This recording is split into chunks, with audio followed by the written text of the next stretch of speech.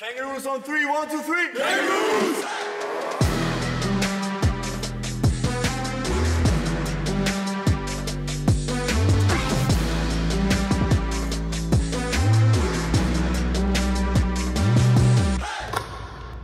Aloha und herzlich willkommen zu einer neuen Folge von Jump, dem Kangaroos Podcast, präsentiert vom Iserlohner Kreisanzeiger. Mein Name ist immer noch Kevin Kretzler, ich bin Redakteur beim IKZ und ja, freue mich hier heute eine ganz besondere Folge moderieren zu dürfen, denn wir haben zwei Gäste, die noch nicht so lange hier spielen und auch gar nicht aus der Gegend kommen, denn wir haben hier heute Travis und Clayton zu Gast.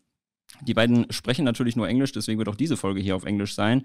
Wer es mit dem Audio nicht so hat und ganz gerne lieber lesen möchte, dem empfehle ich einmal den YouTube-Kanal der Iserlohn Kangaroos. Da wird das Ganze wieder einmal zu sehen sein, so wie viele andere Folgen des Podcasts auch schon. Also falls ihr nicht gerne Podcasts hören möchtet, sondern eher auf der Podcast-Schiene seid und die Nasen sehen möchtet zu den Leuten, die hier sitzen, dann empfehle ich auf jeden Fall den YouTube-Kanal der Kangaroos und schaut da mal rein. Da gibt es auf jeden Fall dann auch Untertitel für die heutige Folge.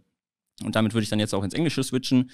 And I would say, welcome, Travis and Clay. Nice to have you here. Thanks for having us. I'm excited to be part of the first English podcast and feel super honored. Yeah, definitely. Excited to be here, you know, talk some basketball with my guy, Kevin, man.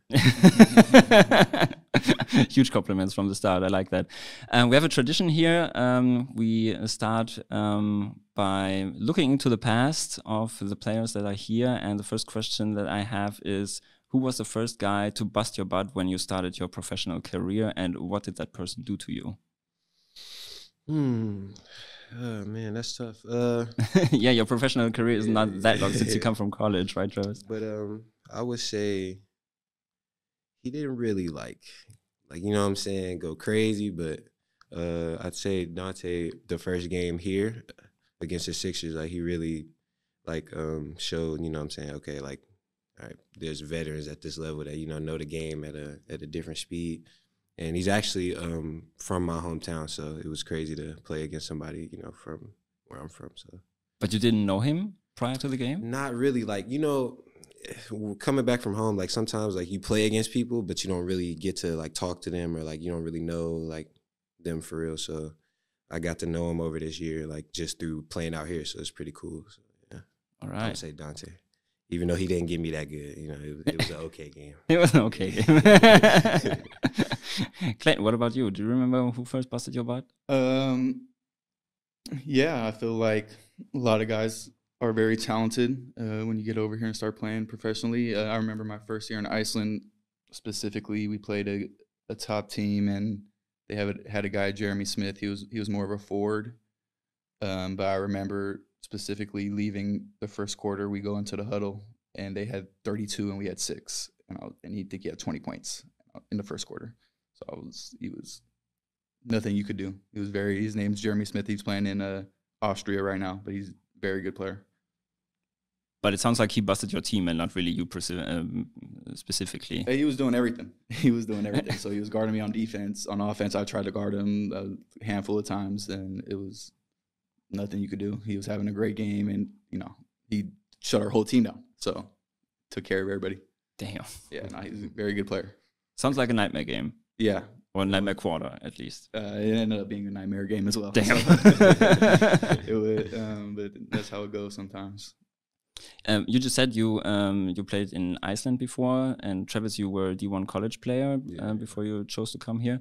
I would be interested to know what made you come here in the first place and play for Iserlohn.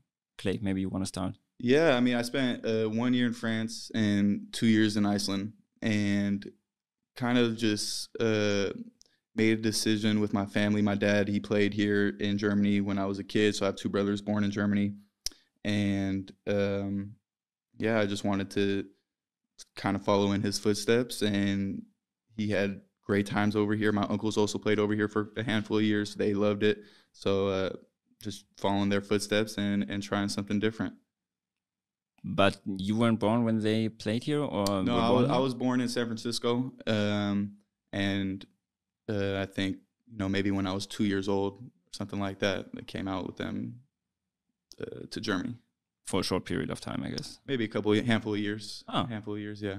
So back and forth from Germany during the season and back to America in the off season. Do you remember where you stayed? What city? Oldenburg for sure. And then there was another team he played for a stint, but it's not popping in my head right now. And your pups played basketball as well? Correct. Yeah. Oh, Yeah. so it's in your blood. Yeah, I mean, we got my uncles that play. I got little brother, little sister that play, cousins. The whole family has a hand in basketball or in sports, just in general. So was that on your mind when you finished your season in Iceland? Maybe I want to go to Germany. It's always been in my mind that I wanted to play in Germany because of my daddy. I really admire him a lot, so it's always been in my mind. And he gave me kind of a friendly nudge in the off season, like, hey, Iceland, you played in a top league. There's not much more for you there. Like, go try to play in Germany and rise your way up there, try something new. So, I wanted to follow his footsteps, and he gave me the push to go do it, and very happy so far. Sounds good. Yeah. Travis, what about you? What made you choose Iserlohn? For me, it was kind of all a fast-paced type of process because I was still in school after my season ended when I signed with my agency. So I got a couple offers while I was still in school, but I couldn't leave because I had to graduate. So I think as soon as I graduated, probably 2 weeks after I graduated, I got an offer from Iserlohn. That was my first offer where I was okay, I'm able to go, and I got my passport and everything. So it was a first offer type thing, but it was the right fit for me. So I kind of went with it from there. Yeah. So you've been here since September? August Okay. 11th is when I got here officially. So. And during the season, you're not really able to visit home, I guess, because there's much time off. Yeah, not really. So did you guys get homesick? Well, for me, I've been, ever since I was 17, I went to junior college before I went Division I, and I was in Texas. So I've always been away from home, even if it was in America. So I'm kind of used to not being home, not seeing my family for a long period of time. So it wasn't really that much of a adjustment for me. It was just more of something new, leaving the country for the first time. But I don't usually get homesick anymore. I've been living on my own for a long time. So. Okay. But you're still in touch with your family, I guess, via Skype or whatever? Yeah. The time difference is crazy, talking to my family at 2 a.m. But but other than that, I still talk to my family and stay in the loop. So, yeah, definitely. Was it for you, Clay? Do you get homesick? Yeah, I think a little bit. I think similar to Travis, it's obviously been away for a while, but you miss your family, friends. I think it's very helpful that we're live now, so I could call them all the time, FaceTime, text. So it's not like I'm missing much, but you still I have my sister's games. I haven't got to see her play, and just being over here, that's tough. But yeah, I think there'll be time in the summer to see everybody. I think that'll be fine as well. Yeah. We talked about it briefly before we started recording. Since you got here in August, Clay, you came during the season. Correct. But how important is it for you, Travis, to have someone from America here, someone who understands the culture, who maybe experiences the same struggles, new in a foreign country? How important is it to kind of exchange ideas or experiences? I think it's really important. It's been cool. Ever since Clay got here, we just clicked. He's a cool guy. We kind of have the same interests, So it's just been a good matchup from the day one. But it's also nice to have that person. You kind of everybody's texting in the group chat in German, and we looking at each other oh, well, okay, we'll figure it out later. So little stuff like that. It's just cool to have somebody on the same page as you for the most part. But, yeah, it's been great vibes ever since Clay's got here for sure. How do you guys spend your free time? We'll go eat. We'll play games, hang out. Yeah. I mean, our practice schedule. We lift in the morning, work out in the morning. We practice, so we like to get some rest as well. But we've done some things. We gone to Vic, our teammates. We've been to his hometown. Yeah. Our roommate, he took us with his girlfriend horseback riding. I've never done that before. Okay, sounds wild. Oh, it was crazy. It was crazy. There I was his girlfriend is on a stallion, fine, and I get on a little pony. It was the scariest thing in my life. We're just walking around. I swear we were speeding, and I look at the camera. I'm like, I can't send this to anybody. This is so embarrassing. It was so embarrassing. I think it would be funny. I mean, Travis, you're a tall guy, and then you start. Did you start on the pony as well? See, I didn't do it. I didn't do it because I had prior experience. You know, it was like a one-time experience thing for him, so I let him rock out. But maybe next time I'll do it. Yeah. But I've been on an actual like stallion before. So. Okay. So you don't have to start with the pony and walk on it. Okay. Is there something that you really miss when you think about the US that you can't really do here? For me, I miss some of the food, some of the spots back home, and of course, like we talked about, friends, family, people that you've grown up with. Yeah, I think food. I miss a lot of the fast food back home, I would say. Yeah, I would say the same. Like certain places that I really like to eat at, you know, that I can't hear, like probably like Chipotle. Like I haven't seen a Chipotle since I've been here, and I'm like, man. I think we have one in Berlin, if I'm not mistaken, but yeah, that's a long ride after yeah. a game. Yeah. Yeah, but like certain stuff like that, like favorite food places, and so that's about it. Yeah. What would you two say is the difference between playing in college, playing in Europe, in Finland and Iceland, compared to playing in Iserlohn? I think the biggest adjustment for me was like the jab step like type of rule when you get out here, like you know, you catch, and like in America, like you want to like jab and like before you dribble and stuff. But I remember like my first home preseason game, I got like 5 travel calls in the game, and I'm like, oh man. So like I had to get adjusted to that a little bit, but other than that, it hasn't been too different. Like, you know, just probably like the style of play is a little more like team oriented than you see in America. Like sometimes like some teams just have guys that just go one-on-one, or like 2 or 3 guys, but it's a lot of more ball movement, more team oriented play style over here. I really like it. Are there more set plays that get you in those one-on-one situations, or do you just I would say like, you know, every play we have has like an option for you to be able to make a play if you need to, but I think like in America, you know, like we get the rap for like, oh, dude's just gonna come down, do like 3 moves and shoot it, like, you know, stuff like that. So okay. So how's playing in Finland and Iceland compared to Germany? France and Iceland? France, I'm sorry. Yeah, I would say Iceland was a little more Americanized, their style of play. I would say it was kind of like a healthy middle between the both. So it was a little faster, quicker actions. I would say a big difference for me is there's a lot of good bigs in our league. So every other game we'll probably play an American big that's really good, or we'll play our bigs are very talented. So I think that would be the difference that I've noticed. How would you say, did you benefit so far from playing in Europe for a couple of years and for a couple of months, be it on the court or off the court? I would say, like I said earlier, I'll piggyback off that, like the play style, like, being more like ball movement, faster pace, like, moving without the ball a little bit, like just learning how to, really have that connection with your teammates to play off the ball and like, make certain plays within the offense, not going off script all the time. Yeah.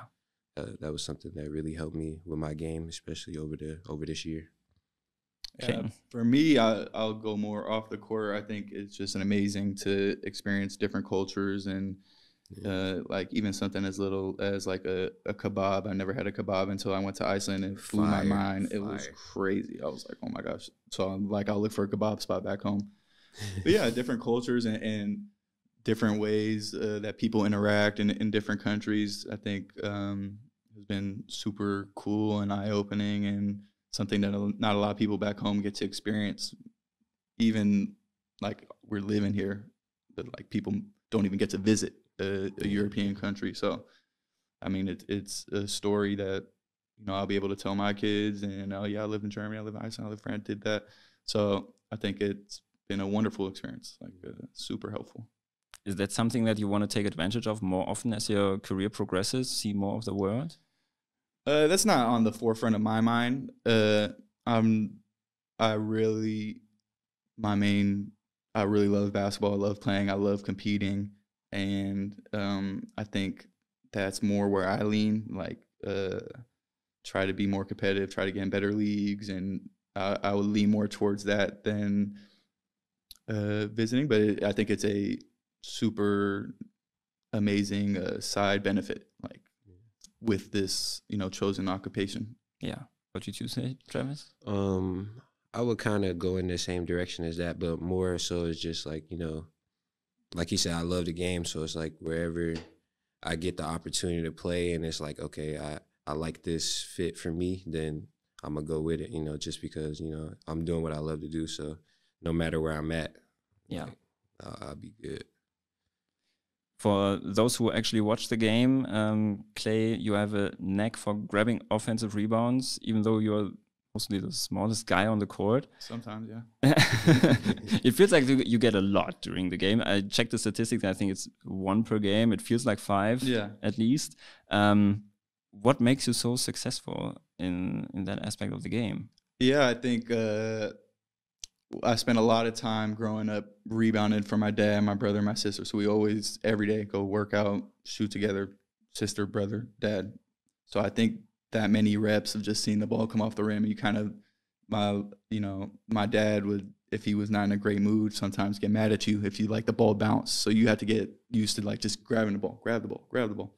And I think also the competitive nature, I really want to win. I'm all about winning. So just trying to find ways to make plays and do something and not just be out there. Okay. Travis, you on the other hand, you're freakishly athletic. And at the beginning of the season, you had 2 straight 30-point games where you, during the first one, you attacked the basket relentlessly and scored at will. And in that other game, your jumper was just on automatic. And I would like to know, how do you keep a balance between attacking the rim and relying on your jump shot when both of those are reliable options and you can actually blow by everybody whenever you want? Yeah, I think for me, it's trying to keep the game a little more simple. Like you said, it's easy to fall in love with the jumper, especially like when you shoot it at a pretty efficient clip. But just understanding that in most matchups, I have the quickness and the athleticism to actually get to the basket. I think it's a better option for me to keep it balanced, because the more attempts I get at the basket, the more I feel good about my shot, and then my shot will come easier that way. So I think keeping a balance is good to, like, keep yourself in a good groove in the game and not kind of like ice yourself out like, oh, I missed like 3 jumps in a row. Let me get to the basket. Let me get my feel back. And, Some players who are so physically gifted as you are kind of fall into a trap and forget to develop other parts of their games and say, I can go to the basket whenever I want to. I don't need a jump shot. What made you not fall for that trap and actually work on your game? Well, ever since I was young, like, my dad always made sure I was a balanced basketball player. Like when I was probably like 6 years old, I might have been like one of the tallest kids on my team, but I was the only kid that could dribble, so I had to play point guard, or I would have to play big when I got a little older because I'm the tallest guy on it. So I've always been in every aspect of the game that I could be in to, make my game be as balanced as possible. So I guess that makes you a little bit comfortable when Tony tries to put you on the 5. Yeah. Definitely.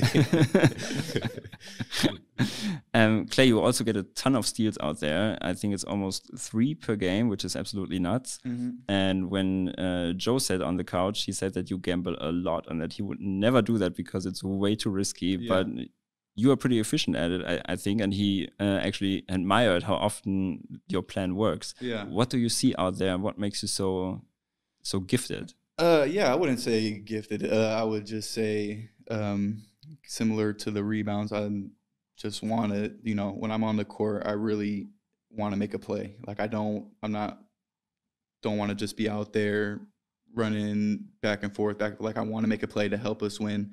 So sometimes that it's taking a gamble, and the beautiful thing about basketball is when you try to make a play and it works, everybody loves you, and then when it doesn't work, you're going to be sitting on the bench, and that's just how it goes. So I think, just competing and trying to make a play, and trying to do something. And I think it's also very helpful. Coach Tony does a great job with our scouting and preparing the play. So we a lot of times know what the other team is doing before they even know what they're doing. So I think that helps a lot as well. Yeah. Watching you guys play, I would say that you both couldn't be more different when it comes to your demeanor. Travis, you seem like a very quiet guy. You don't really talk much on the court, off the court. Is that just the thing that happens to your basketball, that you're a quiet guy, or is that just how you would describe yourself? I mean, that's just how I am. Like, just, you know, chill, easy going. I don't really say too much, man. I mean, when it comes to basketball, like I'm from a place where people will really like get in your face and like talk to you the whole time, but I've always just let my game do the talking for myself. Like, I don't really say too much. I just stay locked in on what I'm doing. Yeah. But no lack of energy though. Like, I just show it in a different way, you know. So yeah, you don't seem to be possessions off. Yeah, no. Not at all.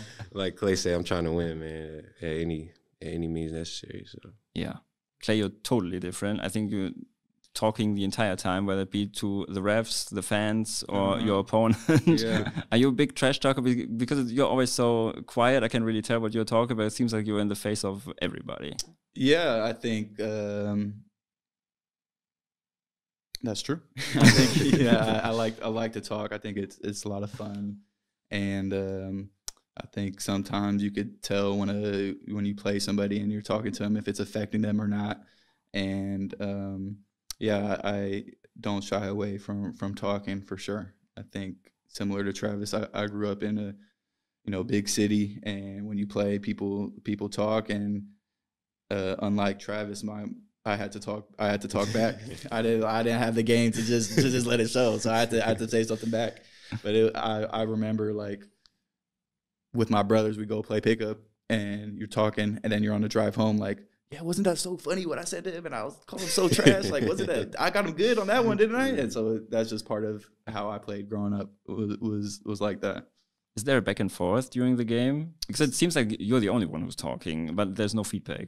Yeah, sometimes there's a back and forth, and sometimes not. But that's just how I'm wired when I'm in there. Is I'm gonna talk, and I know they're listening. So that's how it goes. But it's not always negative. So a lot of times it's my teammates making amazing plays, and I'm hyping them up, or I'm letting them know, like, hey, you're doing a great job. Keep this going. Keep working. And yeah, it's just part of who I am. Yeah. Speaking of which, what gets you guys hyped up during the game? Let's start with Travis. I would say, like, just big plays on my team, man. Either it's me or my teammates just playing well. Like, it just gets me going. And the crowd too. Like, the energy from the crowd is always just like a valve for me. Like, just gets me in that mood. Yeah. Clay, what about you? Yeah, I mean, for instance, last game, like the alley-oop, or like when somebody makes a highlight play, obviously that's so exciting. It's such a morale booster. But I think also, like, when we work on something for a long time and you see it work so smoothly in the game, like a play or like something coach has been talking about, and somebody does it perfectly, it's super exciting. It gets me going. So I love that as well. Yeah. You mentioned your trash talking and talking to your brothers during the trip home, but I think your sister, who's balling out for the Washington Huskies right now, Correct. I think, she's talking a lot too. Yeah. I saw a couple of YouTube clips where she was mic'd up and she talked a lot of trash as well. So that seems really to be something that runs in the family. Yeah, I mean, she's a dog. So she grew up, she was the youngest sister, 3 older brothers, and she's always playing with us. And so, I think it rubbed off on her. But yeah, she's a dog, and similar. She doesn't back down from anybody, and she's hooping. You're gonna hear about it. Even us, like, or if I go play with her back home, if she's playing well, I won't hear the end of it. So I think that's runs throughout the whole family pretty much. Yeah. Are you some kind of mentor to her? Do you talk about the game? Yeah, I wouldn't go as far as to say mentor. She's very talented in her own right, and I think we talk a lot both ways, and she gives me a lot of feedback for my games, and I give her some feedback, and we try to grow together. But she's very, very talented. She's got a bright future ahead of her. She's a dog. Does she talk to you about playing overseas? Because I guess that's something, if you don't play in the WNBA in America, you don't have many options. You have to go overseas, maybe Turkey or something to get the big bucks. I think her goal is, she's very high goal. She wants to make WNBA. She wants to play in WNBA. WNBA, I think the time that she graduates is making a team in San Francisco, her hometown. So that's her dream goal, to get there. But I think she would have no problem. I think her game would be very good overseas, and similar to me, she has the French passport, so I think she also wants to try to play for the French national team. And so I think if she does decide to come play overseas, you know, she has my dad, she has me, her uncles that have a lot of knowledge in that area to maneuver that as well. Yeah. Travis, who do you talk to when it comes to the game? Do you have someone in your family where you kind of go back and forth? Just my dad mostly. He coached me like when I was a kid, so you know, he's always been giving me feedback my whole life. You know, if I play bad, or if I play good, what I should have done better here, or you know, just use my talent in certain ways. You know, it just gives me a lot of advice on a daily basis every time he calls me. So I would say my dad is the person I talk to basketball the most, or also my old teammates too. I always keep up with everybody I play with in college. So those are most of the people I talk basketball with. So do they watch the games now that you are here too? My teammates will hit me up and be like, "Yeah, I watched the game." Or you know, it's tough with the time difference for some of them because they live in different states. But yeah, they always hit me up if they watch the game and tell me if I did good or bad. So that's really cool. We have 2 questions from our former guests, Julius and David. Okay. And we will start with the question that David had, because that's specifically... I just want to say I'm really scared of Julius's question. Whatever that is, I'm worried about it. You don't have to be scary. Okay. I can put a spoiler alert on that thing, but David's could be a little bit of a challenge. Well, so you should be scared of that. Hey, Clay, I hope you're not traumatized anymore from our last Mühle match. And I would like to know how you're preparing for our next or upcoming match. Yeah, well, David, that was what a low blow that was, first off. And I just want to say, he's had years to play Mueller, and I've only had a handful of months. So my strategy isn't like fully developed yet. But he's a smart guy. He's crazy smart. I would just take it back to our chess match and where it was an even playing field chess. I think he still beat me in chess though. So I don't know. He's smart. He's a smart guy. I'll give it to him on that. But I guarantee the next Mueller match I will win for sure. Okay, you heard it here first. Yeah, first. Exclusive. Exclusive. Okay, now let's listen to Julius. I want to know from both of you guys what you think the biggest differences are between life in the States and life here in Germany. We touched a little bit on that when it comes to food, but maybe there are some other aspects for you. Man, all your grocery stores close pretty early. Man. Yeah. Sunday, everything closed on Sunday everything too. Closed on Sunday too, but I think that's like the biggest thing. Like, you know, you might want to go to the gas station at like 1 in the morning and be like, oh wait, nah, I can't. It's closed, you know, stuff like that. But I think here in Germany there's not really too many differences, like I would say, but that's like a huge. Yeah, I think it's more just like little things you'll notice like from day to day. I know one for sure. It's like I'll walk down the street and somebody's just staring at me. Like I'm walking by and they're just staring, and like I walk by the next person and they're staring at me. I'm like, that's not like. I'm like, why aren't you looking at the ground? That's like like just walk by. Maybe it's the trash stash. I don't know. Yeah, it's gotta be. That's what I was telling. I'm like telling Trev. I'm like, they gotta know I'm American, or they like either really like the way I look or really don't like the way I look or something. But it's just little things. But yeah, I wouldn't say there's a huge difference. Okay, sounds good. Now we can come to the fan mail that we got. There is a question for you, Clay. Clay, you flirted with triple doubles early in the season. And you also dished out a ton of assists. I think your second game you had 14 assists, if I remember correctly. How were you able to do that when you barely knew your teammates? You barely, well, that's a tongue breaker. Barely knew the sets that you were playing. Yeah. How do you do that? Yeah, I wouldn't say it's on me, you know, when you make an assist, is these guys are the ones making the shot. So I just give them the ball. We have very talented scorers: Travis, Sam, Victor, Joe. I mean, our whole team could score. Johnny, Ben, Ruben, Elias, Matza. So I think I just give them the ball and they do the rest. I think that would be really what happens. Yeah. Okay. That's very diplomatic. Thank you. What do you two like most about basketball? Maybe you want to start, Travis. What I like most about basketball, I would say, just that's tough. Like just the feeling you get when you out there playing. Like it's just, it's never a difference between when you were a little kid on the park, like, you know, with your friends, or now, like just playing professionally. It's always that feeling you get when, you know, you're just playing the sport that you love, basically, I would say. It's probably the thing that I love about basketball. Yeah. Clayton, what about you? I mean, there's a lot of things I love about basketball: the competition, the community. I think some of the best things about basketball and sports in general is how it brings people together.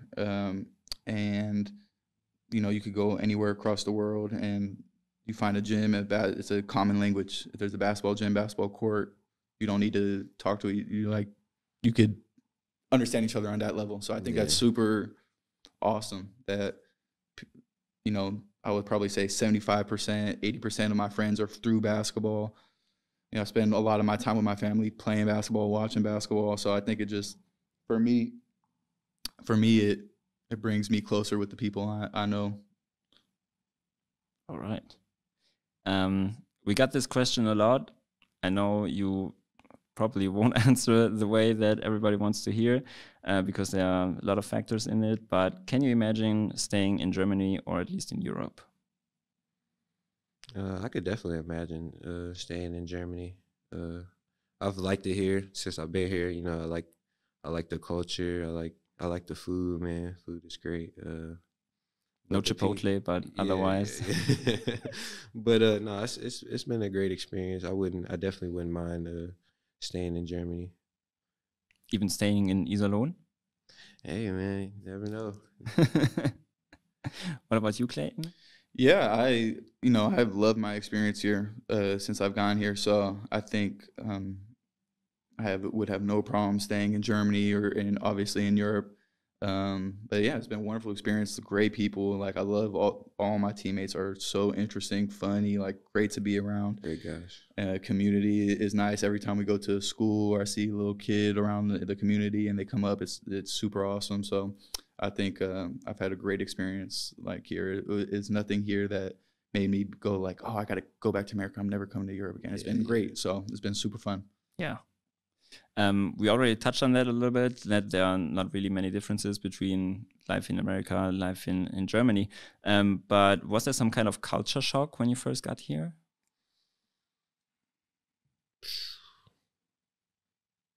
I think for me, when I first came to Germany and I didn't have a team and I was in Frankfurt, I had a little bit of culture shock because it was I was in Iceland the last 2 years. It was pretty comfortable there. And so I didn't have a team, was in Frankfurt just in an Airbnb and knew nobody there. So I was definitely, it's different when you have a team and you're coming into, pretty much a set family of a team. But I felt like I had nobody. So it was, I would say I had some culture shock at first because didn't know the language, didn't know location, that kind of stuff. But once I got to the team, everything fell into place. I think it's a little bit different here because you have to live with somebody or one of your teammates, and that makes you spend a little bit time more with each other after practice, before practice. That probably helps, right? Oh, for sure. I mean, my first tryout, the day I tried out, the first day, I go back to the apartment I'm in now with Elias, and this is the first day I'm not even on the team, just try out. And I come back to the apartment. Elias's girlfriend made dinner. We had dinner together. They made dinner, let me eat their dinner with them. Just met me a couple hours ago. Got to know, and it's just stuff like that where it's like being on a team is so important to help integrate someone into the community. Yeah. What would you say, Travis? I would probably say just probably my first couple of days, like not really knowing anybody, like he said, and just walking around, like walking to town and just seeing, like, you know, all the different like stuff, like food places or like just people interacting, or like the language barrier for a few days, like just seeing, all right, who can I like talk to, like understand and stuff like that. So I would probably say just my first couple of days filling the town or out and, like, you know, just getting to know the area. Yeah. Was a big culture shock for me. Have your teammates taught you some German words? A little bit. I mean, you know, Joe and Victor were kind of like my German tutors for like my first month, man. So I've learned a little bit, but not nothing too crazy. Okay. Yeah. He's good with the numbers. Hey, German accountant would be like my backup job, man. I'm stuck out here for sure. I know my numbers. You never know. Maybe that's life after basketball. There you go. Yeah. There you go. I got some. Next question. Did you ever get gifts from fans? And if so, what is your favorite one? Yeah, I got a bracelet. I have it hanging in my wall in my apartment. It's like I don't know what it's called, but they're just like beads. But it's like super intricate, and it says Ladine on it, like my last name. Team colors too. Team colors, like it's super awesome. It was crazy, and I think that was super fun. When I got it, I was very excited. I sent a picture to my family. I was like, "Look at this! Like this young girl, she made it for me. Like super awesome. It was for me that was super cool." Where did you get it? Here? Yeah, I got it at after a game. A fan, she came up to me and gave it to me. Very cute. Yeah, it was so super awesome. It was super cool. Travis? I would say I didn't really get too many gifts from the fans this year till the last game, though. A little kid came up to me and gave me an option of Tic Tacs or Mentos gum. I took Mentos gum. That's a good choice. Yeah, that was my first gift.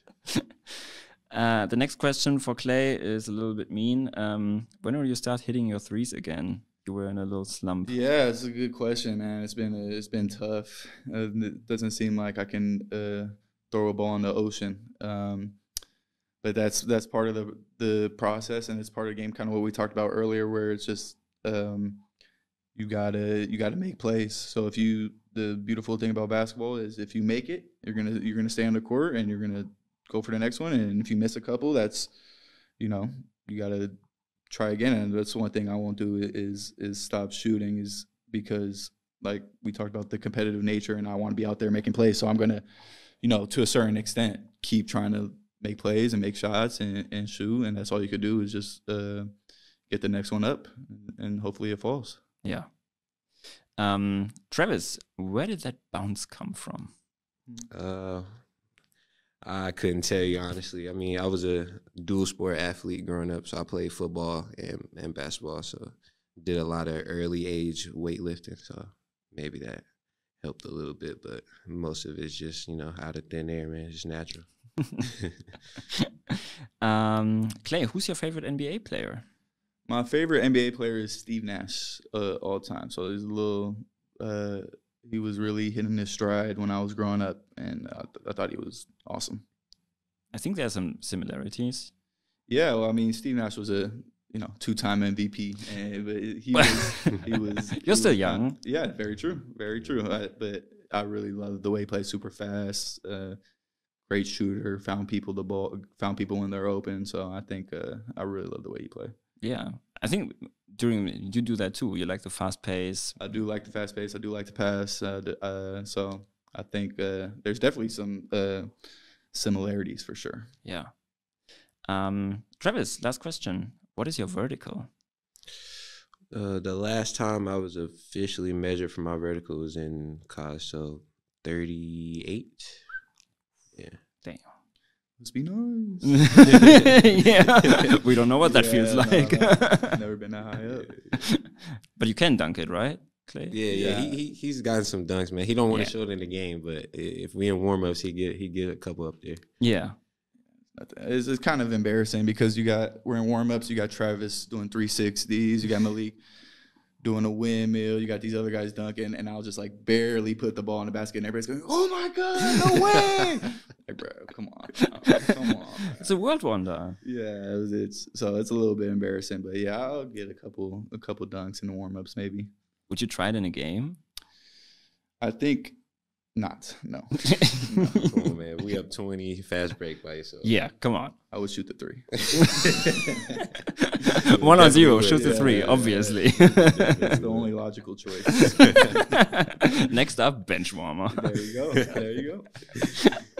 Okay, that was the last question. So thank you very much, you two, for taking the time. Thanks for being having us. here, answering the thanks for having questions. us. It was It was very, fun. very nice. And yeah, see you soon on the court. Yes, sir. And yeah. Thank you, Tusi. Tschüss. Ja, vielen lieben Dank, dass ihr wieder zugehört habt und auch reingeschaut habt, gegebenenfalls, weil ihr bei YouTube unterwegs seid. Vergesst nicht, dem Podcast zu folgen, überall da, wo ihr eure Podcasts hört, auf Apple Podcasts, Spotify oder wo auch immer. Folgt auch dem IKZ auf Instagram und auf Facebook, um da nicht die News zu verpassen. Folgt natürlich auch den Kangaroos auf Instagram und Facebook, denn da gibt es natürlich auch basketballspezifischen Stuff. Und ikz-online.de/Lokalsport ist natürlich auch weiterhin eure Adresse für exklusive Inhalte rund um die Kangaroos. Wir hören uns hier wieder jeden Donnerstag vor den Heimspielen und ich würde sagen, bis zum nächsten Mal. Ciao.